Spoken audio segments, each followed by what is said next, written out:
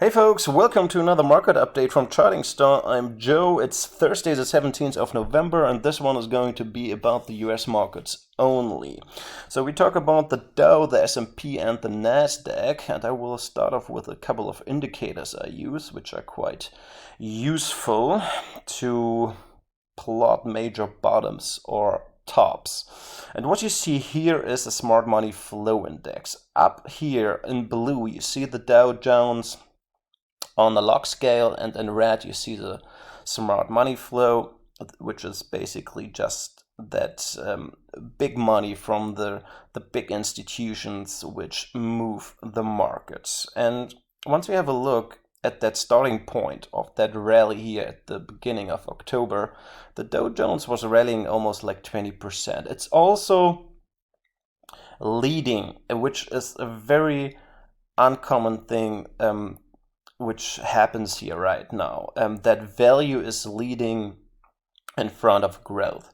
In other words, the Nasdaq is not participating in that rally at all, which should give you at least something to think about if this rally is actually real. And now let's talk about that smart money. So you have that rally here, and especially have a look at this point over here and here. Smart money made like a temporary high here, but since then, so it's like mid-October, that pretty much around the 10th, smart money is taking its money out and the Dow kept rallying, and that should, yeah, as I said, give you at least a warning sign that there's something wrong with that rally. And what you see here is a AA retail sentiment survey. And as I said, it's a survey, it's not the actual portfolio position. It's actually, they just ask these retailers, how would you position yourself on the current environment? And that is what they come up with. So you can see that the bullish side increased by like almost 8%, and the bearish side declined by like 7%. So that greediness is coming back into the markets, and you can see it also on the fear and greed index from CNN that we are already at 66. This is not an extreme reading, but we went like from somewhere here, from extreme fear to 66 within like 6 weeks, which is, in my point of view, way too fast. And what you see here is a so-called NIMO. It's a Magellan oscillator which just compares, or it's a ratio between the advancing to the declining stocks in the whole New York Stock Exchange. So it's a whole broader market, and it's basically the breadth of that entire market you can have a look at. And what is significant here, or what you look for, are divergences. And this divergence we have right now is pretty significant, which usually signals like a bottom or a top. And this could be a potential top. Once you have a look here, this is the end of October. We had a reading of 90.5. And you can, by the way, you can get it for each index. You can get it for the Nasdaq, you can get it for the S&P, you can get it for the Dow Jones. And I will show you the one for the Dow Jones any minute, because this one is the most extreme. But we are looking for a divergence again. And we had like tops here also on the indexes, like in each of them, like the S&P, the Nasdaq, the Dow, at the end of October. And we had actually new highs just like 2 days ago on Tuesday with that... I can't remember which data it was. Was the CPI was on last Thursday. Anyhow, we made new highs, but the NIMO did not. And let me just show you the Dow Jones, because it's the most extreme of all. So here we see the Magellan oscillator for the Dow only. So it only has like the 30 stocks in this of advancing and declining stocks, so it measures that ratio. And by the way, I haven't seen a reading of 172 before that was like so extreme on the 28th of October. And the same here, we have that divergence. The Dow made new highs just 2 days ago, and the Magellan oscillator is not participating in that at all. So here are the charts I got for you, and we're going to continue with the Dow. This is a 4-hour time frame based on the futures. So this indication runs all the time. I have this channel in here for quite a while, and once it broke, I said, well, we need to look for that lower boundary, and it likes to keep retesting it. I didn't expect that he will do that for that long, but as you can see, that lower boundary still plays a role, and especially here 2 days ago on the 14th, 3 days ago, it reconfirmed that channel again at 33,944. A bearish rising Willow wave wedge got now created out of these zigzag moves we have, and it also looks like a perfect ending diagonal, which means this is usually like the end of that entire move up. That's how these moves like to finish, and they should run at least to these target lines I put down here. This one here runs around at 32,000, and this one is like 200, 300 points lower than that. And I was twittering that chart earlier. I said, watch that declining red bold line, and yeah, Dow got already there just after noon here now in German time. And because it's like the crossing of that lower trend line of that Willow wave wedge and of this declining trend we have here. And once it breaks through there, you could expect an acceleration to the downside. And by the way, and I was mentioning that many times before, this blue line here is, by the way, the daily 400 moving average, and at 33,758 is a 61.8 retracement from the all-time high to the lows we made in October, and the 78.6 is at 33,900 roughly. That's the retracement from the August high to the October lows, and as you can see, that area worked so far quite well. I also was building up some short positions right in between here at that 800, 850 area. Got an average of 850, I think. And yeah, also we have a nice H4 RSI divergence building up, especially once you compare this one here to these highs here. And by the way, what I was showing earlier on the NIMO, the highs were made at the end of October, and also like other indicators like momentum and show, they haven't really got over these highs from that push over here.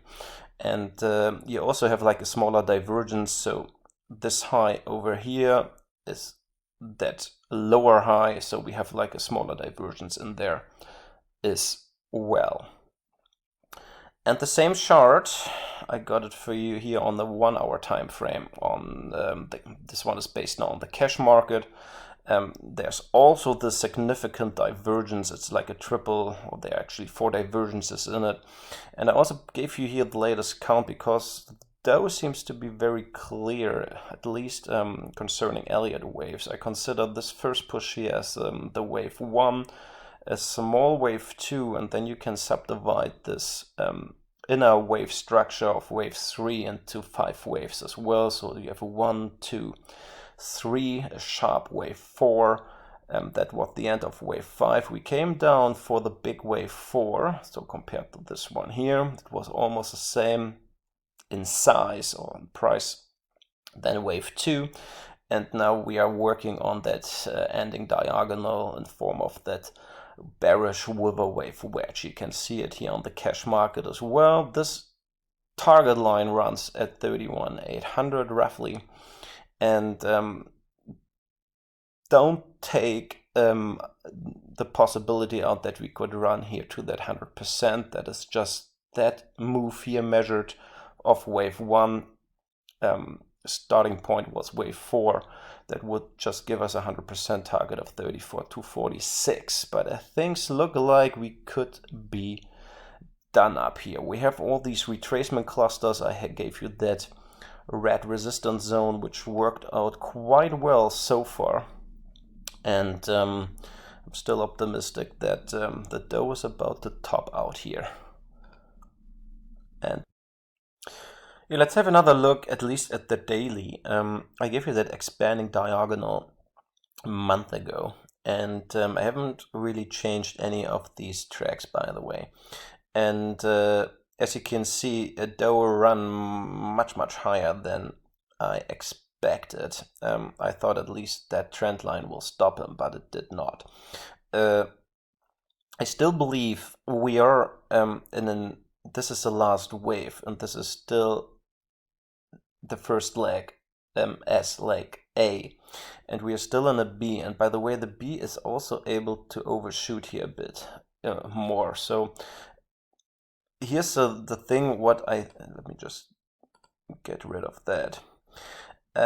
Since Dow is leading, and this rally is almost it went up like 20%, and Nasdaq and the S&P didn't really participate in it. I mean, the Dow was from that entire move at the 61 retracement already, and the Nasdaq, I think it's at the 38. The S&P went to the 50, or the other way around. Third, they are lagging, and I think they all will come down within the next 2-3 weeks, and the odds are pretty good that the S&P and the Nasdaq will make new lows, but the Dow won't do that. It probably will come down also like on a quite sharply, but without new lows, and then it probably pumps up higher, and then we probably could see that he runs into that area to top out to finish off that entire B, and then there's one final leg coming back into February, probably. You can see also that these cycles I put down here, they work quite well. This one here suggested actually a bottom around the 14s, and this one was actually spot on. I haven't changed those at all.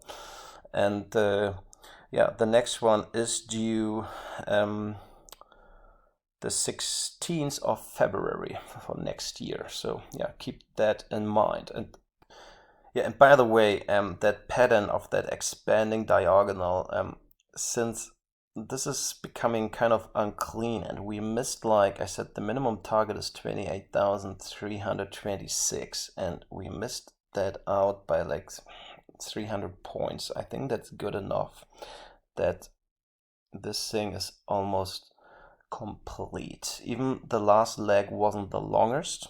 That was one of the requirements which should have been met. This was the third wave, this is the fifth, and this one should be the longest.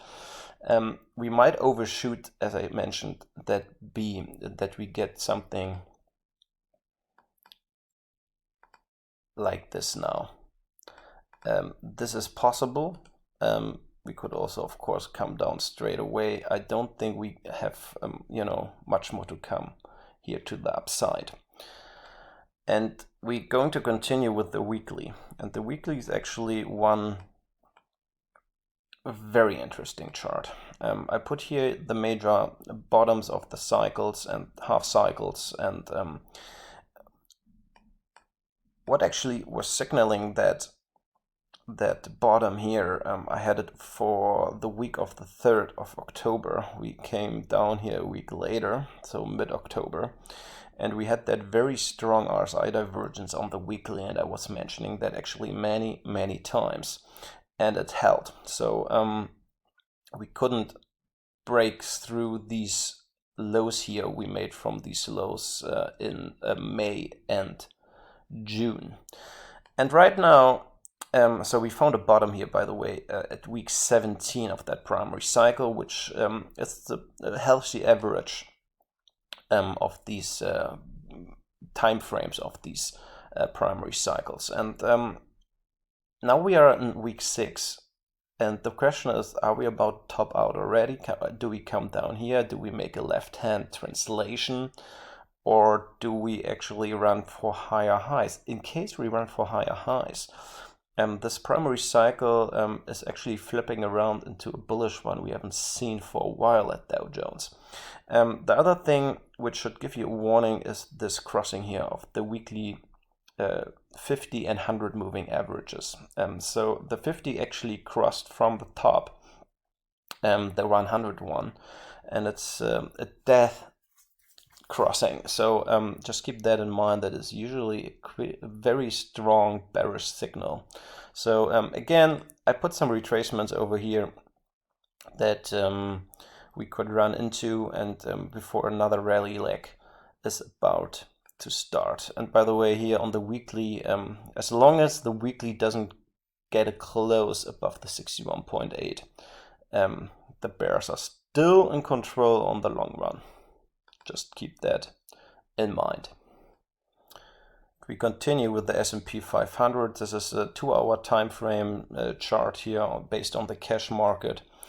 And I gave you these declining channels here from these August highs. And we made a perfect 100% duplication of that channel. So once these channel breaks, they like to duplicate the 100% inner amount of that channel to either side they break. So this one broke to the upside and it got a perfect 100% duplication. It got even further. And now we run into that major 38.2 retracement from the all-time high and the 61.8 retracement, measuring the August highs to the bottom here we made on the 12th or 13th of October. So the only thing which you should keep an eye on is a bearish rising Wolver Wave wedge, which looks very smooth. You have a look at these target lines. They get kind of confirmed already even before that entire thing was built. And this one here has a target line of 3,730 and this one here at 3,641. So yeah, keep that in mind because we also have that on the futures. And so this is a 4-hour time frame, a different channel to the upside. It broke and it got reconfirmed. This, as I said, is a futures indication, and I was actually putting a put position in here as well at 4,035 on Tuesday with that pre-market data. I think the high was at 40.41, and we also have that rising bearish Wolver Wave wedge with these two target lines, and the same thing here. We have these reconfirmations already on these lines, so they are very likely to get hit again. And I gave you also that level of 3,955, which looks to me also in the cash market like a very solid neckline of a shoulder head shoulder pattern. So once that thing breaks, and it broke already this morning, there is a possibility that we run all the way down at least to this lower trend line, and there's probably another bounce to happen once we get there. Yeah, last but not least, the Nasdaq, and we're going to hop into the weekly. What I wanted to show you here is that 23.6 retracement we just got the rejection of. This is the 23.6 from the all-time high to that low here in October. And by the way, the Dow Jones is at the 61.8, so all the way up here, and Nasdaq can't even get over that 23.6. So just keep that in mind, what I said at the beginning. Growth is way behind of value, and that should make me doubt that this rally is real. And another nice thing here is this is the weekly 30 moving average. And the Nasdaq keeps getting rejected of that line. Well, we got here in above it in August, but got rejected straight after, and we hit that on Tuesday here as well, in combination with that 23.6 retracement. And by the way, once you have a look at these cycles, this one here worked quite well for the one in March. This one here suggested a low early October.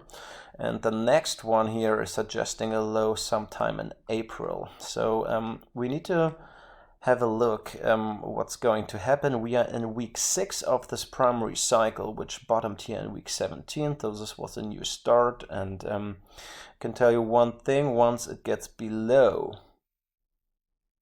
the 10,440, yeah, be careful, because then this entire cycle is actually turning bearish again, and then it's most likely that we actually hit new lows sometime in April or March for the following year. Yeah, and once we move into the daily chart of the NASDAQ, we have the same expanding diagonal, the same what we have at Dow Jones and also on the S&P 500. And just concerning this pattern, the NASDAQ and the S&P are like the much more clearer, because the Dow Jones actually went up way too high. The Dow Jones went already up to that high over here, and as you can see, the NASDAQ retraced only like 50% of that move to the downside. And you also see like a very clean ABC structure in it as the first leg A, and now we have actually a very nice ABC structure to the upside. I will show you any minute on the smaller time frame that this ABC actually looks about to be finished. And also when you compare, or when you have a look at these candlesticks, this looks like a kind of a hanging man. Even that body is a bit too big for a proper hanging man. But you also see these two trend lines coming from the all-time highs. This one here, NASDAQ couldn't really get over that, and once we have a look at the current price levels of the futures, we are already at 11,600, so we probably gap down with another 100 points into that area over here. And considering that expanding diagonal pattern, since this was the third leg, since this was a third leg, and the fifth leg should be the longest, and if NASDAQ continues to duplicate these patterns, there should be another ABC followed after this here, and the minimum target is down here at 9,492. So this would be the same length as the third wave in that pattern, and I actually would see price levels much deeper at around that 8,342, 8,500 area. And as you can see also here, it didn't even get close to that 200-day moving average, by the way. And we jump now into the 2-hour time frame chart. Also based on the cash market, there was this very clean declining channel here, and got confirmed so many times, 1, 2, 3, 4 times on the upside, 1, 2, 3, 4, 5 times on the downside. And then it broke out of it. It reconfirmed it, tried to break out, and then it came down even deeper and reconfirmed that lower trend line before there was another attempt to get to the upside and to duplicate that channel to the upside. And NASDAQ did that. And, well, actually went even further, and I think 2 weeks ago I put this breakout level here at 11,673 or 650 it is, and I said we need to watch that level because it might be important. Actually, it's the wrong one. Let me just get rid of that.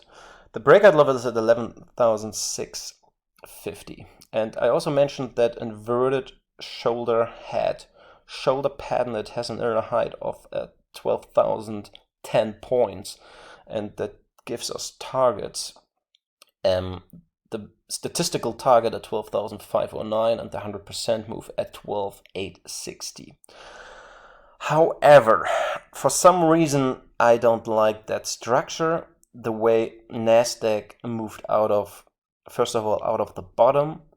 What I don't like is that we had that large gap down, and then we were rallying that entire day for almost like 800 points on that entire day. So we had like a intraday reversal of like 5%. And usually when that happens, you can correct me if I'm wrong, but I think in history, every bottom we made wasn't really made by an intraday reversal of 5% or more.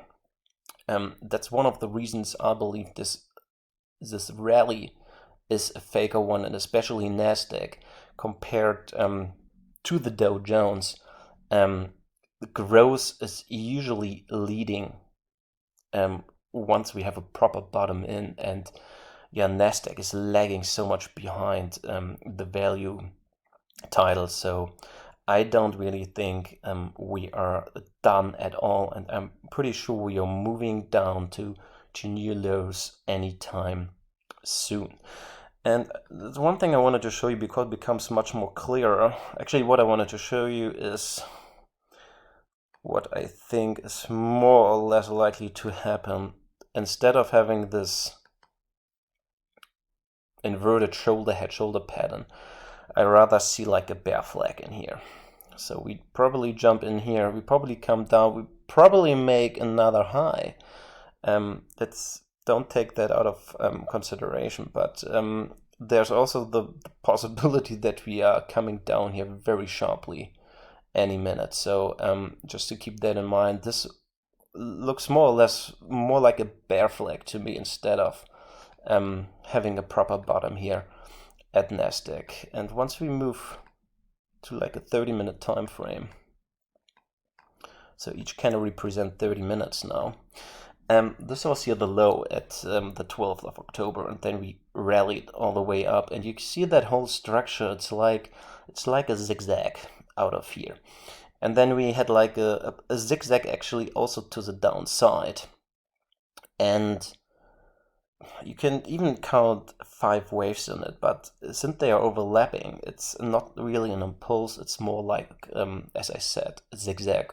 So this one actually ended up to be like a double zigzag. Even this leg here looks like a proper 1, 2, 3, 4, 5, or this is a 1, 2, 3, 4, and there's a 5th wave still waiting up there. Might be also the case. I think since we have this topping formation, we might be done. And also when we measure this as a B, you see the C target, the 100% target, like when we duplicate the price range of leg A, it ends up at 11,873, and we hit that as well. So this counts as a proper ABC move. Even the C was impulsive. Might be also the option that Nasdaq is done. And considering all these oscillators I showed you at the beginning, and smart money is not really participating in that rally, I think the odds are more like 70-30 that we are not done down there, and that we actually strike new lows anytime, probably still this year in December. And if not, more or less, I think we gonna hit new lows at the first quarter of 2023. So that's about it. I hope you liked this one. This one was also a bit longer. The same what I did for DAX yesterday. I haven't done a video for quite a while. So yeah, I hope you liked it. Give me a thumb up, subscribe to this channel, and I see you on Twitter. Thanks.